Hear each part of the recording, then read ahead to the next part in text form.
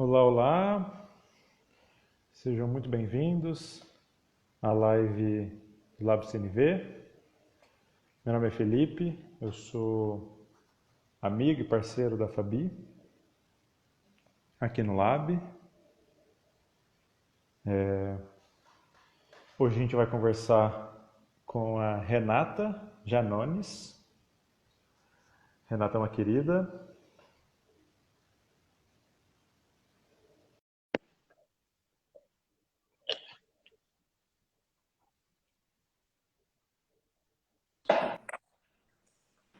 Oi, Oi, Renata, Oi, Felipe. Tudo tudo bom? bem? Tô ótimo, e você? Que bom, tudo bem aqui também. Renata, vamos começar se apresentando, dando uma carteirada de amor? Carteirada de amor, tá bom. A Vamos carteirada de ver. amor tenta falar. Tenta sair um pouco da rota comum, né? Tá, pode deixar.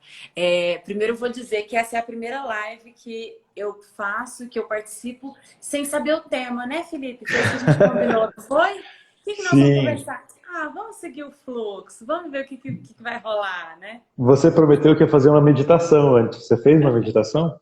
Nossa, eu fiz, mas foi um pouco diferente. Eu coloquei uma música clássica que eu gosto muito, porque eu queria me inspirar.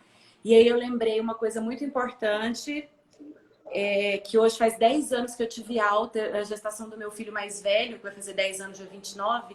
E eu fiquei internada 76 dias, eu tive alta no dia 8 de junho, faz 10 anos. Quando eu lembrei disso, eu peguei minha... Eu fiz um blog na época e fui ler. Nossa, aí eu morri de chorar, tal, mas enfim. Chorei de Caramba! emoção, foi muito Muito bom. mais especial que uma Muito. Essa foi minha meditação. meditação nos últimos minutos. Mas vamos lá, eu sou a Renata. Eu sou uma pessoa que a minha maior virtude é o amor ao aprendizado.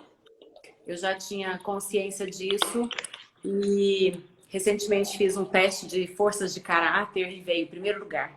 Amor ao aprendizado. Eu tenho múltiplos interesses e eu mergulho de cabeça nos meus múltiplos interesses e eles mudam de tempos em tempos, mas eu gosto muito de ler, de aprender. Então, essa é a minha principal virtude. E eu tenho uma grande apreciação pela beleza. Sou uma pessoa que aprecio a natureza, eu chego a chorar com uma bela canção, eu me emociono com o pôr do sol, com as cores.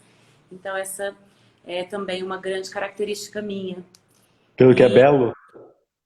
ao que é belo, apreciar, apreciação da beleza e da excelência.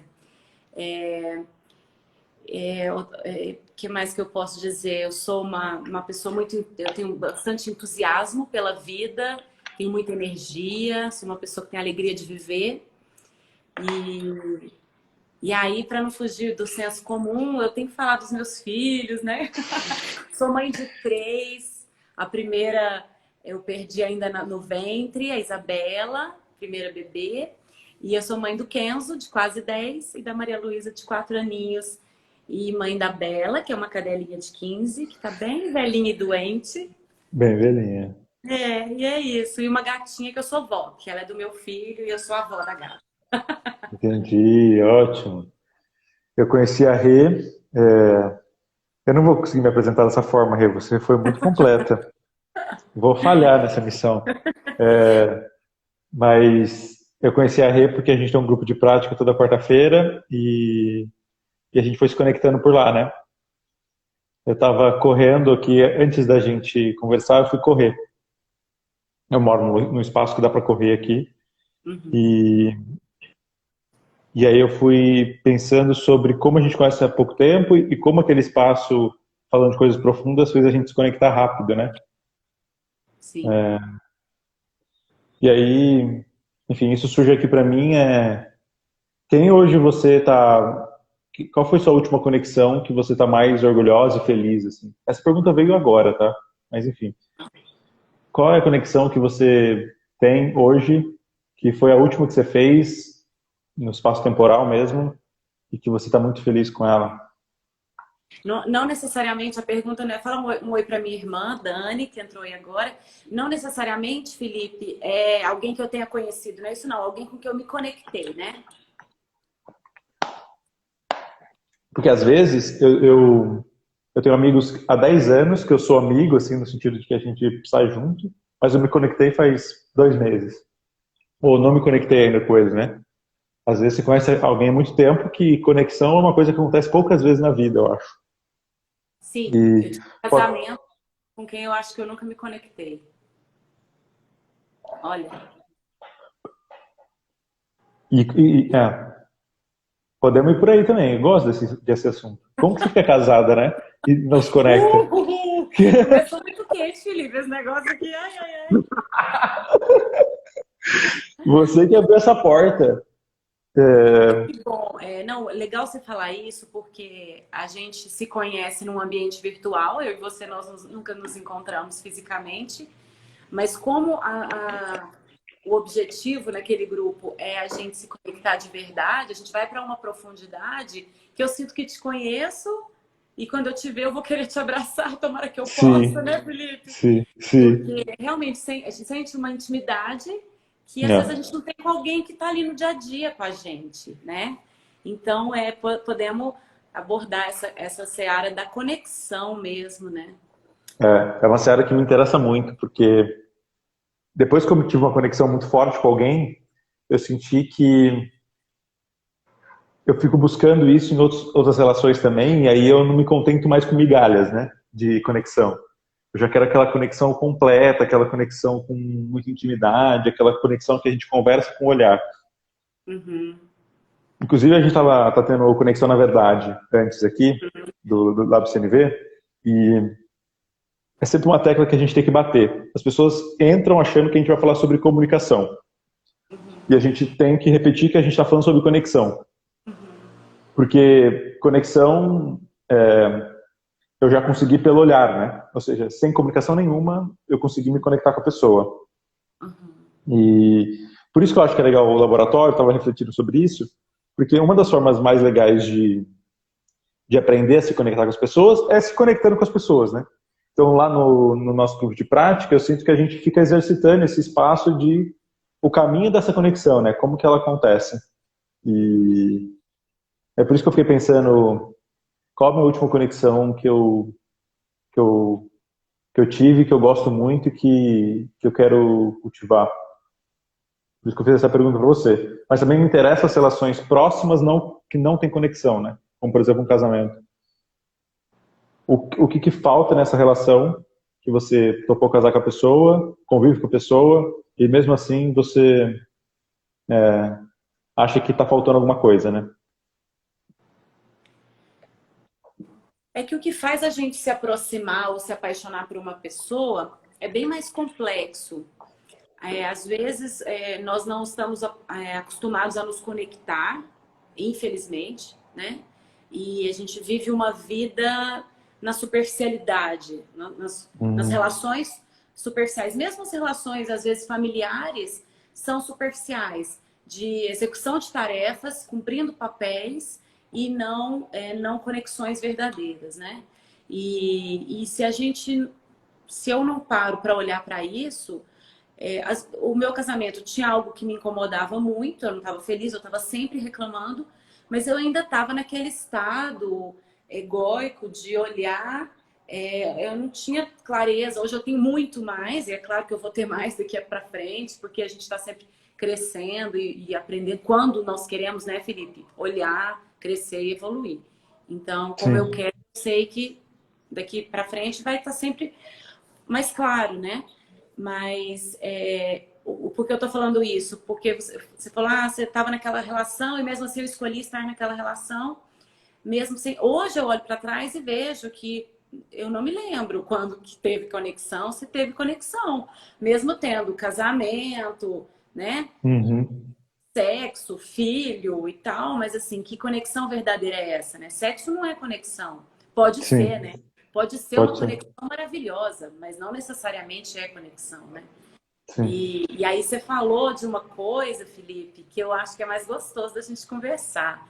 Vai Você lá. teve uma relação com quem você teve muita conexão e hoje você não quer menos do que isso. Eu também, Felipe, como é que a gente faz com isso? Eu acho que a gente pode falar. o que que a gente... A ideia aqui, embora não tenha muito roteiro, tem algumas ideias aqui, tá? Ah, Uma das ótimo. ideias é a gente falar menos do que a gente pensa, ou seja, do ponto de vista teórico, e mais do que a gente sente, né? Eu até acho que comentei isso com você, né? Falou, falou. Então, uma proposição que a gente pode fazer agora eu vou fazer o exercício e você também vai fazer. É uma proposta, na verdade, né? Você tem Tá. direito de dizer não, com certeza. O que você sentiu É um pedido ou uma exigência, é Felipe? um pedido, é uma proposta. É uma proposta. Tá Cabe bom. sim, ó. Como diz a Fabi, sim ou não são ótimas respostas. São muito bem-vindos. O que eu senti e o que eu experimentei como necessidades atendidas quando eu tive uma conexão muito forte. O Boa. que, que, o que eu experimentei? Porque aí dá para ter noção do que a gente está falando. Porque eu sinto quando eu falo assim, eu já cheguei para falar para algumas pessoas, olha, eu sinto que está faltando conexão entre a pessoa entendia uma coisa diferente, assim. Eu senti Uhum. que eu tinha dificuldade de comunicar o que era o que eu estava pedindo, o que eu estava sentindo falta, né? E sabe quando a Fabi fala que a gente experimentou as mesmas coisas, então a gente compartilha nas necessidades? Não só a Fabi, né? A ideia da CNV é que a gente compartilha das necessidades. Eu senti que Aham. quando eu falava da conexão, a pessoa tinha experimentado outra coisa e a gente não conseguia se conectar nesse lugar da conexão, porque eu falava conexão e ela entendia outra coisa. Tá. Pois bem, o que eu experimentei? Compreende mesmo isso, né? É, o que eu experimentei? A Dani tá perguntando aí. A Então, Dani perguntou. Eu estou com essa dúvida. Na verdade, ela falou que ela está com essa dívida. Eu não sei, eu acho que é dúvida mesmo. ela falou Como, dívida, é verdade. como vou saber quando houve essa conexão? Então, Dani, eu vou falar o que eu experimentei. Ela mandou agora um asterisco. Dúvida. Foi uma brincadeira, tá, Dani? É porque dívida também, né? Parece que eu estou devendo alguma coisa, né? Tipo, eu não sei o que é essa conexão. Mas eu vou falar o que eu experimentei. E aí, cada um verifica na sua vivência se experimentou alguma coisa muito parecida, né? Tá. Eu experimentei muita confiança. Muita confiança. É como se essa pessoa pudesse estar dentro da minha cabeça. Eu experimentei isso. Eu falei, tá tudo bem se essa pessoa estiver dentro da minha cabeça. Ou seja, sabe aquele medo de, tipo assim, imagina tiver as pessoas poderem ler pensamentos, sabe? Aquela vontade de ter esse poder, né? De poder ler os pensamentos. E ao mesmo tempo aquela insegurança, falar, meu Deus, se as pessoas leem o pensamento, elas nunca vão se aproximar de mim. Eu experimentei que as pessoas não, né? A minha ex-namorada, a Jéssica, um dia eu quero conversar com ela, a gente já conversou várias vezes sobre isso. A Jéssica podia estar dentro da minha cabeça e estava tudo bem. Eu não ligava para ela estar dentro da minha cabeça. Ela podia saber tudo que eu estava pensando. Eu experimentava muita confiança, num nível que eu nunca experimentei. Eu experimentei que eu podia falar coisas horríveis para ela, horríveis, que ela nunca ia me julgar. Horríveis, tanto sobre ela, tanto sobre a irmã dela, tanto sobre os pais dela, coisas horríveis sobre essas pessoas que ela tanto ama. Eu sentia que eu esperava experimentar muito pouco julgamento. Para mim, esse espaço que eu podia me expressar livremente e eu podia confiar que ela não ia me julgar, foi o que eu chamo de conexão. Era onde minha autenticidade podia estar lá em cima. E espero que ela tenha sentido a mesma coisa, né? Porque eu também queria proporcionar esse mesmo espaço, onde ela podia ser completamente sincera comigo e, e eu não queria julgar ela em nenhum momento. É isso que eu experimentei. O que você experimentou, Renato? Muito Se você bom, quiser contar Felipe. com quem, pode contar também. É muito bom. Então, eu experimentei muita conexão com um cara com quem eu me relacionei por quase 3 anos e nunca foi namorado, mas eu acho não, a pessoa com quem eu mais experimentei conexão, né? O homem, o parceiro com quem eu mais experimentei conexão. E o que eu senti assim de necessidade atendida nessa conexão foi interessante você falar. Para mim, autenticidade, sem dúvida, eu podia ser quem eu sou, com total liberdade e estava tudo bem. Eu senti essa segurança de poder ser quem eu sou, 100%. E e paz. Olha que lindo! Sensação de paz, de harmonia, de beleza, necessidade de beleza, paz e harmonia atendidas, cuidado, nossa, muitas necessidades atendidas. E isso para mim era conexão, era assim, acho que é isso. E veio principalmente a questão da autenticidade e da paz. Olha, é isso. Você sabe que eu não experimentei paz na minha relação. Tá Porque vendo? Conexão para você pode ser diferente de para mim. Que bonito isso. não experimentei paz. E não experimentei segurança. Muito pouco segurança. Quase nada de segurança. Porque a gente tinha uma relação aberta. Então, segurança era uma coisa que não tinha. Muito pelo contrário, eu me sentia inseguro muitas vezes. Mas você sabe que eu experimentava muito aprendizado também. Era uma coisa que me satisfazia muito. Eu aprendia muito com aquilo, né? Como era uma relação que a gente estava testando muitas coisas novas, a necessidade de aprendizado, que era uma necessidade grande minha naquele momento, estava muito preenchida. Eu sinto que conexão tem a ver, pelo menos, quando eu falo de conexão, dessa relação, era como se as necessidades mais importantes minhas estivessem atendidas, né? Que naquele momento era confiança, autenticidade e aprendizado. Muito atendidas. Aposto que segurança não estava atendido nem paz. E naquele momento, no meu auge dos meus 22 anos, não era importante segurança. E eu não experimentei isso. Em alguns momentos específicos fez falta, mas na maioria das vezes não. Na maioria das vezes eu estava bem feliz com aquilo. É. Mas olha só, quando eu digo segurança, a minha relação era uma relação aberta também. Então não era segurança nesse sentido de estabilidade, de um casal, de um relacionamento, totalmente diferente disso. Quando eu falo em que eu sentia conexão, era no momento a dois, era na relação Uhum. e olho no olho mesmo, ali, Ah, naquele ambiente, naquele momento, eu me sentia totalmente segura. Segura, aquela coisa não sei se é só da paixão, mas enfim, de não ter mais nada e não se preocupar com mais nada, de viver o presente. Eu acho que essa coisa da presença, sabe? Tanto da parte dele quanto da minha, porque os momentos que a gente estava junto não tinha celular, não tinha distração, não tinha mais nada. Então a presença e a segurança da presença, eu acho que é mais isso. Não, porque era uma relação aberta também que não tinha nenhuma segurança nesse sentido, que as pessoas entendem como segurança numa relação, entende? sim, sim. É. Essa coisa de presença era muito importante pra gente também. A gente ficava sem celular por horas. Isso eu valorizava bastante. Mas eu sentia muito medo também. Tinha medo. Hum. Hoje nós falamos sobre medo na nossa live Mulheres Exponenciais. O assunto hoje foi específico medo. Olha que legal. Medo. Medo de perder alguém que você ama é um dos medos mais. Será que é Os isso? medos eram os medos mais clássicos, né? É. Cara, eu tinha. É difícil porque em vários momentos eu não sabia do que eu tinha medo. E... Mas tinha a ver totalmente com relação aberta, assim. Totalmente. Então, quando eu não estava com ela e ela estava com outra pessoa, eu experimentava muito medo. Mas eu lembro de, no dia seguinte, já experimentar aprendizado com aquele processo que eu passei, né? Então, como o aprendizado para mim era mais importante, eu lembro que eu valorizava aqueles momentos de dor e de sofrimento, porque eu tinha muita convicção que o que eu queria cuidar ali, né? Eu queria cuidar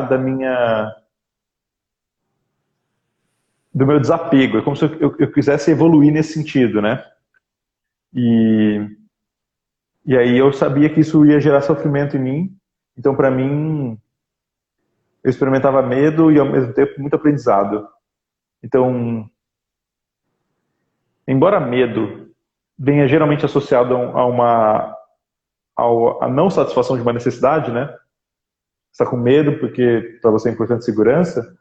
Naquele caso específico, é como se o medo fosse um indicativo, uma fumacinha de que eu estava experimentando aprendizado. E para mim era importante isso. Muito bonito isso, Felipe. É porque você já está num grau de... Estou aqui explicando, né? Não é para explicar, mas é porque a sua inteligência emocional já está num nível que você aprende com todas as situações e com as suas emoções, né? Você olha para elas e sabe o que aquilo significa o aprendizado. E eu me identifiquei com o que você falou, porque nessa relação que eu tinha, eu exercitava muito desapego. Os relacionamentos abertos são um grande aprendizado. Então, eu exercitava muito São. desapego, exercitava... eu lembro de ficar pensando disso. Nossa, é a desconstrução do meu próprio ego. É desconstruir o ego, né? Porque nós temos uma necessidade de ser importante. É uma das necessidades, né? E quando você está numa Sim. relação afetiva ou amorosa, monogâmica, né? Que é o que culturalmente é mais aceito como normal, você é a escolhida, o escolhido, você é a pessoa colocada num pedestal para ser adorada. Uhum. Então, Uhum. você é muito importante. Eu me sinto muito importante de ser a escolhida, principalmente se eu estou sendo escolhida por alguém que eu estou apaixonada, que eu amo. Então, Sim. não ser a escolhida ou ser escolhida hoje, mas amanhã talvez não, porque eu tô a fim de passar um tempo com outra pessoa. Nossa, é um grande exercício de desapego, é um Uhum. super exercício pro ego, né? Para as nossas mentes egóicas. É. Dói pra Eu, caramba, né, Felipe? Mas. eu ouço isso e eu fico lembrando da criança ferida, do conceito de criança ferida, né? Que é Uhum. uma... Quando a gente experimenta... Quando a gente sente necessidade de reconhecimento e valorização, que para mim tem muito a ver com essa pessoa que é escolhida e etc. É como se a nossa criança ferida tivesse ali pedindo essas duas necessidades. Elas são legítimas, mas se a gente buscar ela o tempo todo, ou seja, se eu ficar olhando aqui quantas pessoas estão vendo essa live, né? Se eu ficar olhando quantas pessoas curtiram a minha publicação, eu fico alimentando a minha criança ferida, né? Porque eu fico tentando buscar reconhecimento e valorização. Você E tá pedindo coração, não pode pedir coração, então? Tô brincando. se inscreve no canal, né? Mas e aí quando a gente fala dessa, e aí o desafio de transformar a criança ferida numa criança livre, que que é uma criança que experimenta mais apego ou se importa menos com reconhecimento e valorização e tá tentando se conectar com uma coisa mais profunda dentro de si, né? Tá tentando se conectar com aquilo que ela faz, né? E não com um reconhecimento sobre aquilo que ela faz, né? Com sua autenticidade, né? Com a sua Isso é muito autenticidade. bom. A gente está aqui, acabamos indo para essa questão dos relacionamentos e é algo com que eu tenho trabalhado bastante, assim, trabalhado, né? Na teoria. Na teoria não, na prática. Na quarentena tá só na teoria, Felipe. Eu digo trabalhado, falo de relacionamentos, faço workshop, faço grupo de prática para transformar relacionamentos, mas no momento estou solteiríssima. Mas como já me relacionei muito, já tive 3 casamentos, um punhado de namorado. Então, assim, eu posso dizer que eu tenho know-how em relacionamento. A gente vai Que coletando. bom. Eu brincava que é trabalho de campo. Então, quanto mais você se relaciona, maior o N, maior né, Uhum. a pesquisa Sim, de campo vai ficando mais rica, sim, né? Quanto maior o N. sim. Mas eu acho importantíssimo a gente falar isso, a gente conversar sobre isso, porque olha só, às vezes, quantos relacionamentos a gente, por estar fora do padrão, mas que às vezes atende muitas necessidades e que me faz feliz, eu posso abrir mão de um relacionamento porque eu preciso ou eu quero satisfazer essa criança ferida que precisa ser a escolhida, a especial, né? E, Sim. e quanta gente não faz isso, né? Abre mão de um ou às vezes escolhe um outro que garante, um outro parceiro ou parceira que garante estabilidade, segurança, que é o que muito a gente encontra nos casamentos, nos relacionamentos monogâmicos, mas não experimenta essa conexão que a gente chamou, né, que eu chamei de paz, que eu chamei de segurança e chamei de autenticidade. Você falou que é liberdade. Imagina viver Uhum. liberdade e autenticidade num relacionamento, né? É É, bom, né? é. Na última conversa com a Fabi, a gente falou de duas dicotomias, que é liberdade e segurança, como se elas andassem separadas, né? Andassem se conflituando, e aí na CNV a gente tenta olhar as coisas como sua plenitude, elas podem andar juntas, mas que aparece que no dia a dia parece que elas entram em conflito, né? Quanto mais livre vai ser essa relação, parece que eu vou experimentar menos segurança. E talvez quanto mais segurança eu quero experimentar na relação, menos livre você. Na questão lá, a gente nem está falando de relacionamento. Se não me engano, pelo menos na minha cabeça, a gente está falando sobre política. A China, por exemplo, vive um lugar muito seguro, né? Os chineses, eles experimentam segurança no governo. Ao mesmo tempo, eles experimentam muita pouca liberdade, né? É. E a Coreia do Norte, que é famosa por ter uma ditadura. E quando você ouve os chineses falando, eles honram essa segurança. Eles falam, ah, tem um cara nos protegendo, ele é nosso pai. Mas a Fabi falou que quando ela experimenta segurança, ela não gosta de experimentar segurança, porque ela acha que quando ela está experimentando segurança, parece que ela está perdendo muita liberdade e talvez para ela seja mais importante, né? Liberdade do que segurança nesse momento e em vários momentos da vida dela. Mas eu queria entrar num papo que é super perigoso, é, que é sobre os gêneros, como esses gêneros homem e mulher, como eles foram ensinados a se portar e como isso entra em conflito nos relacionamentos. Então, e como isso a gente está querendo rever agora, né? A gente está querendo rever os papéis e, e aí talvez a gente pode ir por vários caminhos aí, mas a gente, você sugere algum caminho para a gente falar sobre gêneros e sobre relação à mulher? A gente podia entrar em outros, porque a gente deixa de fora os relamentos não heterossexuais, né? Mas eu vejo que os relacionamentos heterossexuais estão numa encruzilhada grande por conta desses papéis. Então, sabendo que existem outros relacionamentos, existem os homossexuais, etc., e os trans também, mas tentando abarcar aqui os relacionamentos heterossexuais, como que você vê esses papéis e como eles entrando em conflito? Tanto que você trabalha com mulheres, né? Acho que esse papo surge sempre. Sim, surge sempre. E principalmente porque quanto mais a gente estuda, a gente fala sobre isso, a gente vê.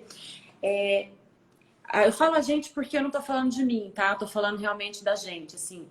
Aí eu vejo as pessoas, as mulheres com quem a gente trabalha, eu e a Dani. O que eu vejo? Que quanto mais a gente fala desses assuntos e a gente se informa, a gente fica mais sensível e percebe quando os comentários são machistas ou quando a gente percebe na sutileza do comportamento ou de um comentário, não precisa ser nada muito agressivo. E aí o que eu acho muito importante que eu sempre falo, Felipe, é principalmente nós mulheres não, né? Todos nós devemos ser feministas, né? Homens e mulheres, mas eu falo Uhum. das mulheres porque nós mães, e eu falo para todas as mulheres que são mães de meninos e meninas, que abram os olhos e que se sensibilizem, que se informem, que vejam, para que não se perpetue. Eu acho que é o papel de todos nós, homens e mulheres, educar essas crianças, as novas gerações,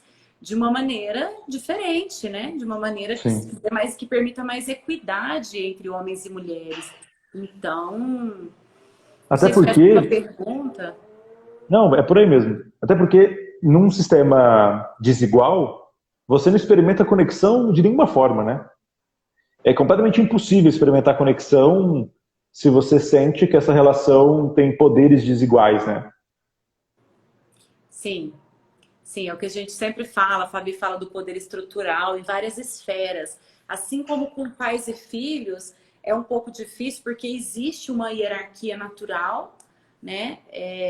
Há muitos anos atrás eu li um livro da Tânia Zaguri, que é sem padecer no paraíso. E ela falava sobre a diferença de autoridade para autoritarismo e a importância dos pais terem autoridade, principalmente com crianças menores, por uma questão de segurança. Então, você tem que ter uma certa autoridade para tirar a faca da mão de uma criança de 2 anos. E falando da diferença, mas que não precisa haver autoritarismo.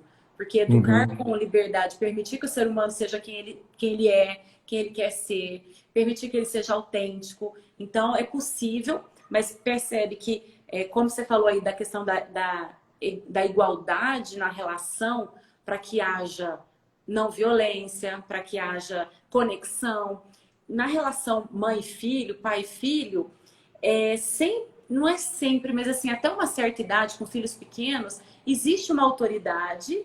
E o que eu falo? É muito difícil eu fazer um pedido para os meus filhos que não seja ouvido como exigência, porque existe uma hierarquia, existe. Mas o meu filho mais velho, o Kenzo, por exemplo, ele está tão já habituado a isso que ele às vezes me lembra, né? E ele me faz a pergunta, Felipe. Às vezes eu peço alguma coisa para ele, ele fala assim: mãe, eu tenho escolha? É muito bonitinho, porque Caramba! ele fala. Isso Você ele fala implementou um chip, você implementou um chip diferente nele. tipo CNV. Eu acho que ele já nasceu com esse chip diferente, para falar bem a verdade. É. Ele é uma. Segundo a Fabi, as crianças já nascem com esse chip mesmo e a gente que vai A gente que implementando. destrói, né, o chip, a gente vai lá.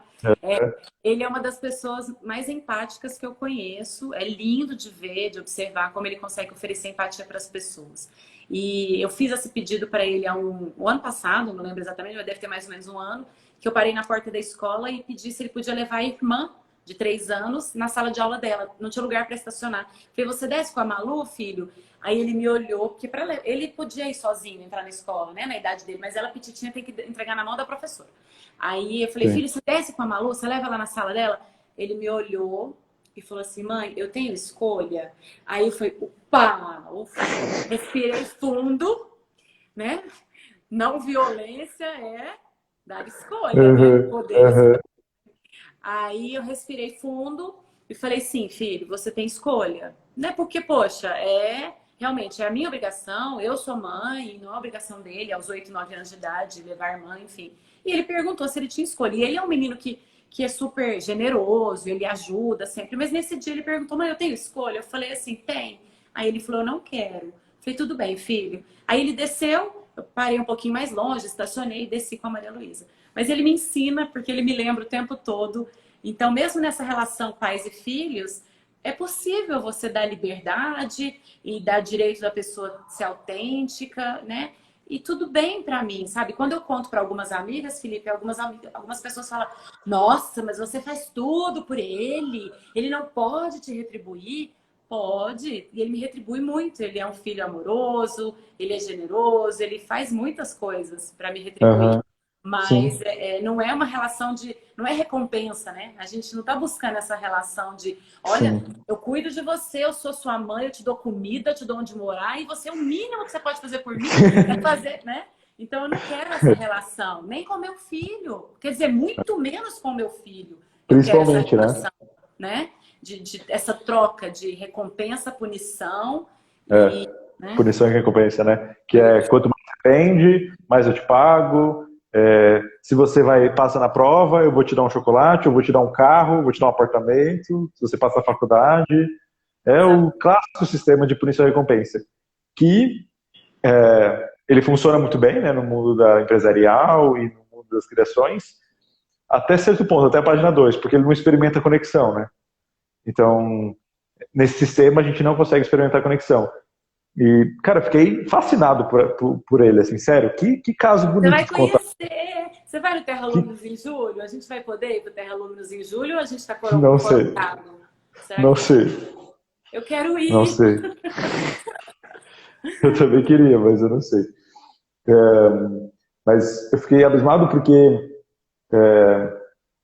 se você educar ele, para sempre ele ouvir como exigência, o perigo é que ele cresça uma pessoa que não tem voz, né? Que se acostuma a obedecer e e a não questionar os poderes, né?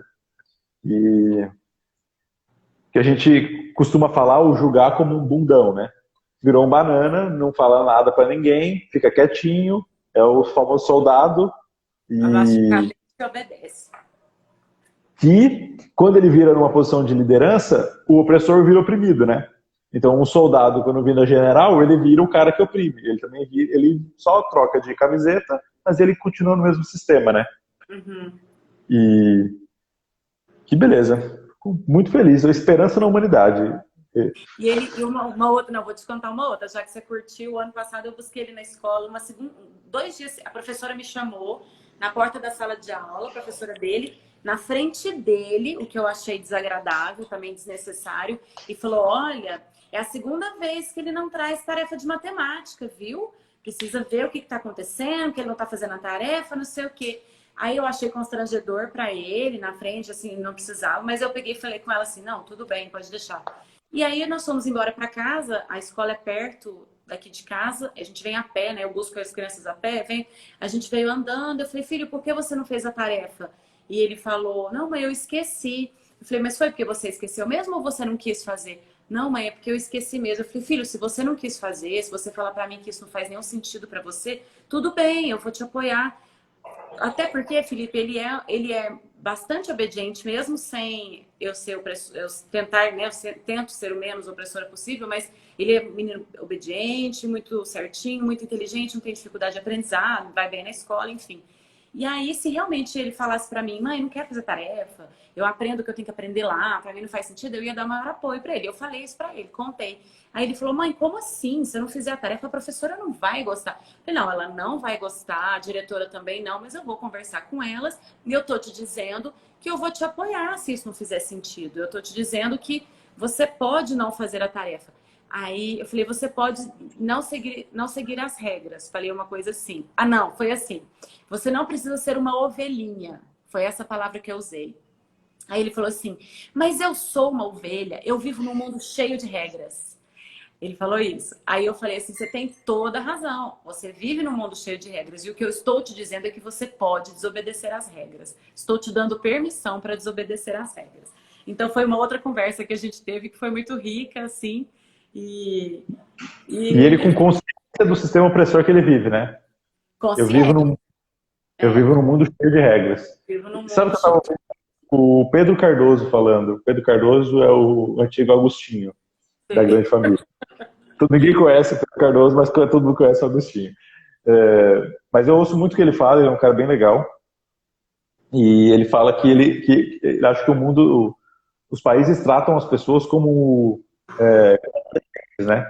Porque ele fala que as regras, por exemplo, de trânsito, de velocidade, uma mesma velocidade a todo horário, é infantilizar as pessoas, né? Porque tem horário que você deve estar menor do que aquela velocidade que é ao máximo. E tem horário que você pode estar maior, porque depende do fluxo, etc. E ele fala que a regra vai infantilizando as pessoas, porque vai criando lá do tipo, olha, você não pode fazer isso, pode fazer aquilo, e aí as pessoas param de ter consciência sobre os seus atos e só ficam obedecendo as regras. Se pode, eu faço, se não pode, eu não faço, sem julgar de forma ética e moral o que faz sentido naquele momento, né? Uhum. Tem uma peça de teatro também chamada Alma e Moral, lá em São Paulo. Bem legal, ela está em cartaz há muito tempo, porque as pessoas vão várias vezes. Aí ela fala alguma coisa nesse sentido também. Porque ela fala que às vezes é necessário descumprir a letra da lei para cumprir a intenção da lei. Então, às vezes eu descumpro a letra da lei, o que ela Faz está lá na sentido. regra, para cumprir a intenção da lei. E às vezes eu também preciso, ao contrário, às vezes cumprir a lei é não cumprir a intenção da lei. Porque às vezes a lei foi mal escrita. Uhum. Você conhece a intenção dela, mas Uhum. ao cumprir a lei, você não está cumprindo a intenção da lei. São. Então, ele fala um pouco da gente ser um pouco mais maduro a ponto de olhar a lei, olhar a intenção da lei e não ser infantil em relação a isso, né? Não cumprir de forma cega, de refletir sobre isso para tomar a melhor decisão. que a melhor decisão não necessariamente tem a ver com a lei, né? Tem a ver com a letra da lei. Você falou uma coisa, Felipe, que eu tô linkando aqui tudo que a gente está falando, sabe por quê? Você falou para mim assim, eu queria pensar menos e sentir mais, né? Você falou antes que Nessa eu queria... conversa. E aí você vem e fala isso agora. Quando você fala que a lei não consegue traduzir muitas vezes a intenção. E eu estava recentemente lendo também que como que a gente se conecta, já que nós estamos falando de conexão? É a partir das emoções, é a partir do que a gente sente, porque isso é universal. A linguagem escrita, ela veio muito depois, né, da humanidade. Os homens nesse planeta estão e inicialmente se conectavam a partir das emoções e dos sentimentos só. Quando você está triste e eu te olho e eu sei o que é tristeza e eu sinto também, eu me conecto com você. Mesmo que não exista linguagem, mesmo que a gente não fale a mesma língua.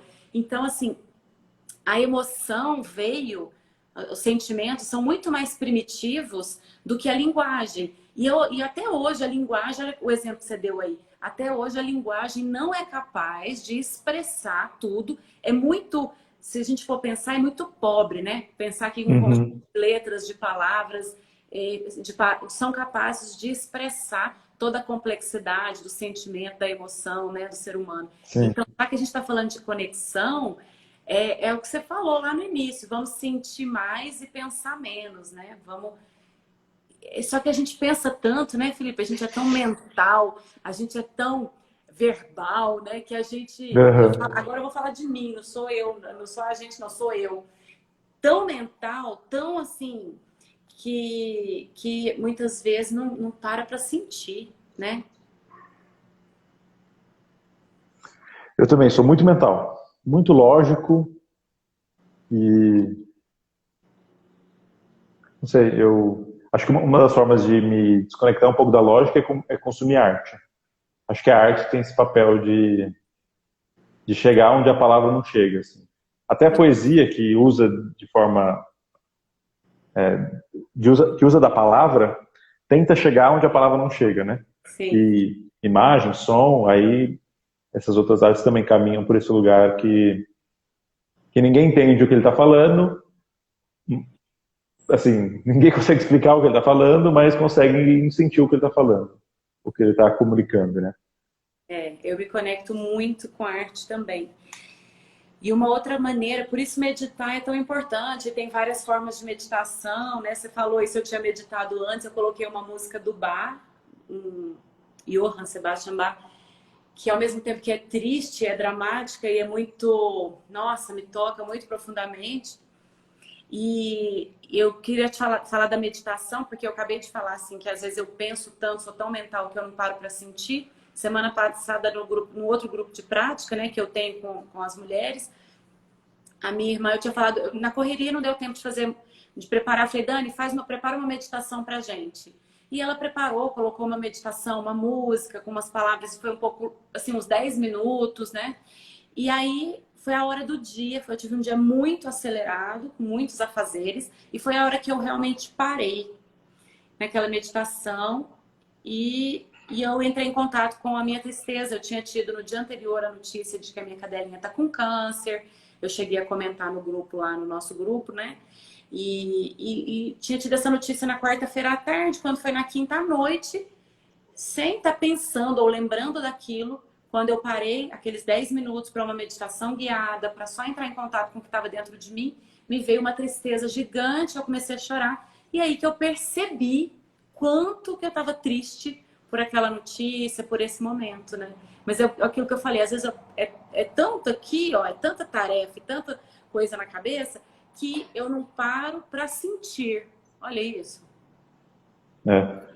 Você contando essa história, eu lembro de uma pessoa que me contou que perdeu um filho ou uma filha, ela estava grávida e perdeu durante a gestação, e ao mesmo tempo perdeu a mãe. E elas eram, ela cresceu só com a mãe, né? Então a mãe era o maior apoio dela. Então ao mesmo tempo que ela perdeu o bebê na gestação, ela também perdeu a mãe. Na mesma data, mais ou menos, assim, tipo, diferença de um mês. Então ela experimentou um momento traumático e ela não sentiu tristeza.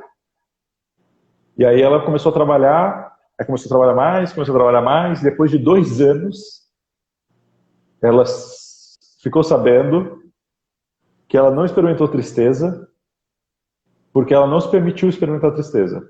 Porque aquela tristeza estava lá. E aí ela passou por uma depressão de 3 anos, profunda. Sai do trabalho, etc.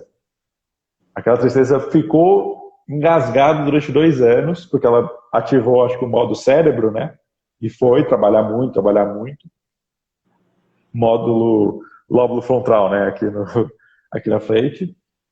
E foi experimentar tristeza depois de muito tempo. E aí, quando ela viu, ela já estava um monstro, né? Porque a tristeza vai crescendo e aí ela teve que parar 3 anos para lidar com aquela tristeza. Na época ela estava encarando a depressão como um processo longo de encarar uma tristeza muito grande, né? Ela não estava encarando a depressão como um caso nesse sentido uma doença, assim, mas é uma doença no sentido até consciente, assim. Eu tenho que parar bastante tempo para encarar essa tristeza longa e aí viveu a tristeza por longos 3 anos e depois estava retornando e estava numa conversa conseguindo falar sobre isso. Então, que bom que você experimentou isso de um dia para o outro, né? Mas eu gosto muito da Susan David, que é autora do livro Agilidade Emocional. Ela é psicóloga da Harvard, pesquisadora. Não sei se você conhece essa autora. Não. Ela fala de... O tema dela principal é agilidade emocional. E o que ela fala que é ser ágil emocionalmente?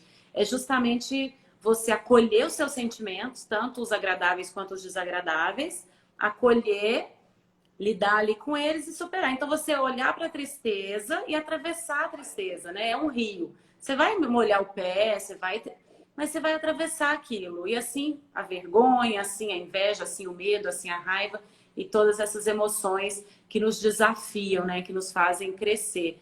E não ficar reprimindo ou fingindo que não está vendo, ou esconder, ou abafar, porque aí você se afoga, né? Aí é o que você falou, e a coisa cresce tanto porque ela tá ali, né? Cresce, cresce, cresce. Então, acolher todas as emoções. Eu tenho aprendido muito isso, a acolher. Acolher o meu medo, acolher minha raiva, olhar para ela sempre com esse olhar da CNV, né, Felipe? Que a gente aprende que é assim, peraí, eu tô com raiva, qual necessidade não tá atendida? Eu tô com medo, né? O que é que desencadeia isso? E o que não tá atendido que faz com que eu sinta isso? Então, é muito gostoso esse exercício, né? De olhar para isso e acolher. Acho que não tem palavra melhor do que acolher, abraçar. Eu falo com os meus filhos, né? Tô com medo, eu não quero dormir sozinho no quarto porque tá com medo. Aí eu falo, filho, vamos conversar com esse medo? Vai lá, vamos conversar com o medo e ver o que tá acontecendo, né? Eu falo assim.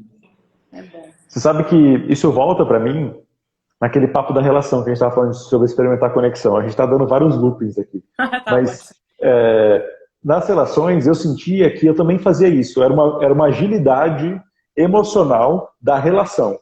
Ou seja, todos os dias a gente alinhava como a gente estava em relação a um ou outro. Como estava aquela ponte. É como se aquela ponte ela se desgastasse muito rapidamente e a gente precisasse o tempo todo ficar alimentando. Ou um jardim, pensar como um jardim também, né? Então a gente estava o tempo todo ali falando, e aí, como a gente está? Aí vai lá. E aí eu sinto que em algum momento, quando eu ouço de uma relação que não está muito legal, e as pessoas percebem, a minha relação em casa não está muito legal, o perigo, eu acho, que é que essa relação já está muito distante uma da outra. Já estão há muito tempo negando isso, sabe? Então, para recuperar, isso leva muito tempo. E aí talvez venha uma frustração muito grande, né? Do tipo, eu falei desse jeito que vocês falam aí, né? Achando que seria uma técnica. Eu falei desse jeito que vocês falam e não deu certo. Porque eu tenho a sensação que tá um patamar muito grande, né? Vai demorar muito para chegar no mesmo nível e conseguir recuperar essa ponte.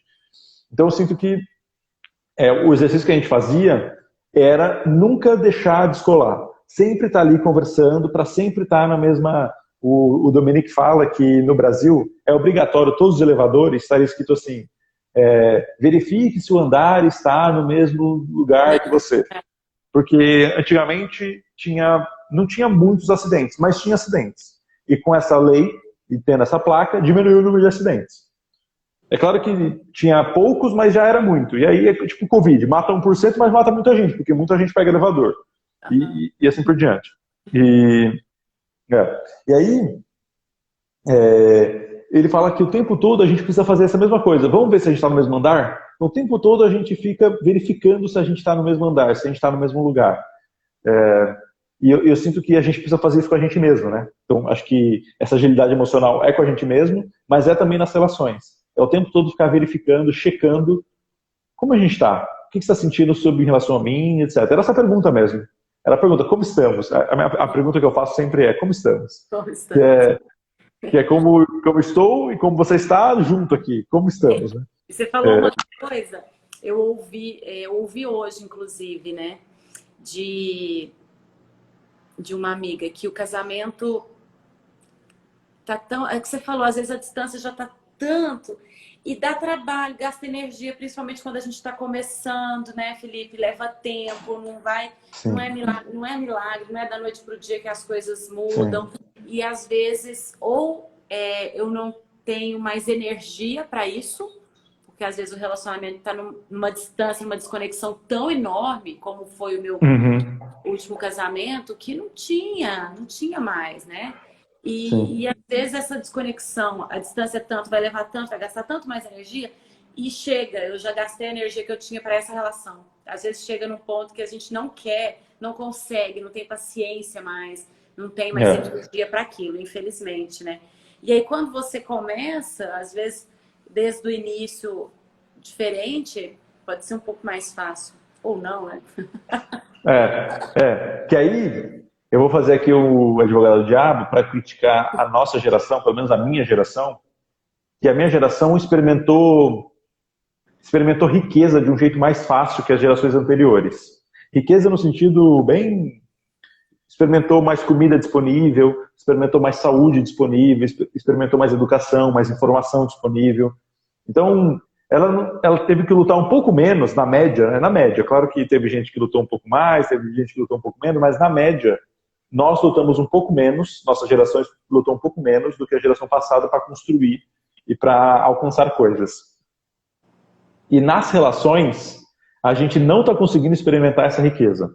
Porque nas relações continua igual. Continua muito difícil experimentar conexão. Então eu sinto que em algum momento o ter, a gente experimentou mais facilidade, e na conexão, no ser, na relação, a gente não está experimentando facilidade porque não ficou nada mais fácil. E aí eu acho que a gente está menos disposto a gastar a energia necessária para construir as relações que a gente gostaria de ter. Boa, boa. E aí vem de uma coisa, hein? Vem talvez porque, ó, você fala do ter, porque já veio com mais facilidade da geração dos seus pais, né? E eu não tenho idade para ser sua mãe, não, mas eu acho que eu sou de outra geração. Será que eu tenho? Não, tenho idade para ser sua mãe, não, pelo amor de Deus. Mas Eu talvez você tenho seja. 25. Você tem 25? Não, Tenho 25. a idade eu tenho para ser sua mãe. Tá bom. Tudo bem. Então, mas é outra geração, sim. Só que eu vejo assim que o que eu ouvi aí de você é que talvez tenha vindo com mais facilidade essa questão aí do ter, né? Ter as coisas e ter acesso às coisas.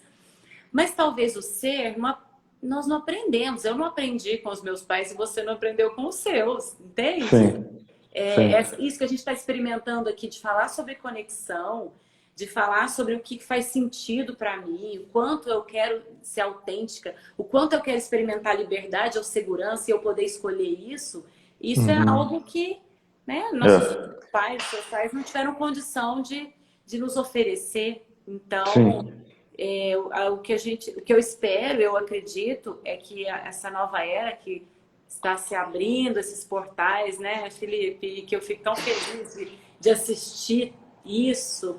Eu ando muito emocionada, de verdade, apesar claro, ter uma pandemia, tem, né, muita coisa que é um desafio para muita gente e é triste, é claro, mas eu vejo com muito assim, com muita alegria. Eu ouço algumas coisas e vejo algumas coisas que eu choro de emoção e eu falo, nossa, parece que eu estava esperando 40 e poucos Uhum. para ver isso. Eu acho que eu já sabia que eu ia ver isso, sabe? Eu já vim sabendo que isso ia acontecer em plena maturidade, na minha vida madura, eu ia ver isso acontecer. E eu choro de ver algumas coisas acontecendo, porque eu acho que nós estamos num momento muito feliz da humanidade. Muito feliz. Sim. Apesar dos desafios, né? Interessante você falar isso. Eu também sinto isso. Eu acho que a gente experimenta muito liberdade. A gente está começando a experimentar mais liberdade, né? E como não violência ter escolha, a gente está experimentando mais escolha agora, né? E você vê, né? Fazer o que ama, essa frase, fazer o que ama, trabalhar com o que ama, tem uma pesquisa do Google Trends, que é a ferramenta do Google que fica monitorando o que as pessoas escrevem, né, no busca. Começou a subir, tipo, depois de 2010, subindo exponencialmente, né? Aham. Ou seja, as pessoas, meus pais não entendem bolhufas disso. Como assim fazer o que ama, né? Então, para eles, eles tiveram menos escolha, eu tô tendo mais escolha, e acho que cada vez mais a gente vai ter mais escolha, e aí a não violência é, nesse lugar de escolha, como escolher autocuidado e consideração, né? Como, porque senão a gente vai escolher só autocuidado e vai virar um monte de narcisista Uhum. vivendo no seu game e não ligando para os outros. E ao mesmo tempo a gente vai experimentar tristeza, porque o ser humano ele gosta ele é social, né? Ele é social. Ah, comigo. Então, eu acho que é um desafio gigante, mas eu me sinto muito entusiasmado para vivê-lo. E também em companhia de pessoas até mais experientes que viveram um pouco de escassez e tem um pouco de repertório para falar, olha, isso não é dado, né? Isso a gente conquistou. Então não abre mão não, né? Tipo a gente a gente correndo o risco de abrir mão da democracia, pessoas mais experientes podem falar, olha, a gente conquistou a democracia, não vamos abrir mão não, porque foi muito duro conquistar isso. E jovens conservadores que tiveram democracia como dado, talvez não reconheçam e não vejam a trajetória que as pessoas passaram, né? Uhum. Muito bom. Muito bom, Felipe, ouvir você falar essas coisas é importante. Não, e bom a gente estar aqui, né?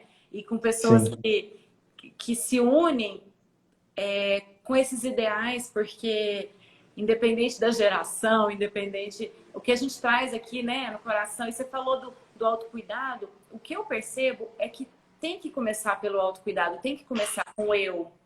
Não tem como eu uhum. pensar no coletivo, mas é algo natural. Depois que eu começo a olhar para mim, a cuidar de mim, das minhas necessidades, a ter clareza disso, a fazer escolhas mais conscientes, é um processo natural olhar para o coletivo, olhar para o Sim, social, olhar para quem está em volta. É muito natural a gente ver isso acontecer. Então, assim, se a gente tiver que falar para alguém, né, começa por você, porque começa mesmo a cuidar de você, de você, de você. E depois a gente estende. A Dani ficou aí com a gente, a Dani, minha irmã, sim, lista de papo. Não é bom, Dani? Vamos fazer umas lives dessa, Dani, sem tema, só pra gente pensar na vida, né, Felipe? exato, exato. Adorei. Rê, muito obrigado pela conversa, ficou Ah, muito feliz. Obrigado pela disponibilidade também. A Isabela disse, a gente conjuga verbo pelo eu, tu, eles, né? Ou seja, a gente começa por eu, depois vai para tu, depois vai para ele, eles, ó. Olha só, que reflexão muito boa. bom, Isa, muito bom. Muito bom. Ótimo, ótimo insight. E Você falou é, da disponibilidade, ó, hashtag sempre pronta, ó, só me chama, a gente bate mais papo. sim. Obrigado, Rê. Adorei, Um gratidão. beijão. Fê. Quarta a gente se encontra. Sim. Um Tchau, beijo, tchau. tchau.